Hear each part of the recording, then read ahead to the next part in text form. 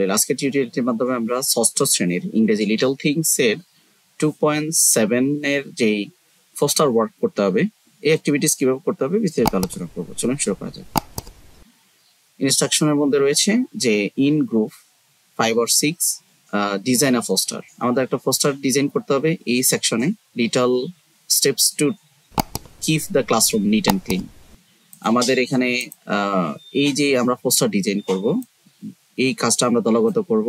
এটা অবশ্যই কি করতে হবে, কিসের উপর ভিত্তি করে? ক্লাসরুম নিট অ্যান্ড ক্লিনের ব্যাপারে আমরা একটা পোস্টার ডিজাইন করব। পরবর্তীতে দলগতভাবে সে কাজটা করে প্রেজেন্ট ইন দ্য হোল ক্লাসে সেটা উপস্থাপন করতে হবে। তো প্রথমত আমাদের এই কাজটা করার জন্য let's design a poster to keep the classroom neat and clean.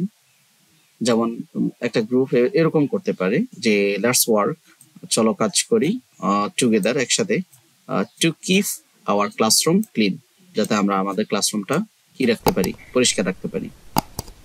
আরেকটা গ্রুপ হয়তো এরকম একটা পোস্টার বানাইতে পারে যে when our classroom is clean, যখন আমাদের ক্লাসরুমটা পরিষ্কার থাকবে, ইট ইজ সেফ, এটা তখন নিরাপদ, অ্যান্ড গ্রেট প্লেস, তখন একটা সেরা জায়গা হবে টু ওয়ার্ক, কিসের করার জন্য, কাজের জন্য, অ্যান্ড টু লার্ন, শেখার ক্ষেত্রে এটা বেস্ট একটা প্লেস হবে।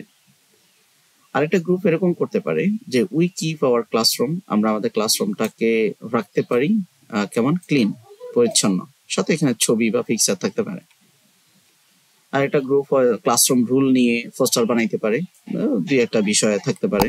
তারপর আরেকটা গ্রুপ এরকম করতে পারে যে live life cleaner, live life cleaner. Live life cleaner বলতে হচ্ছে পরিচ্ছন্ন জীবন, অ্যান্ড মেক আর্থ গ্রিনার, এটা একটা স্লোগান বা পোস্টার।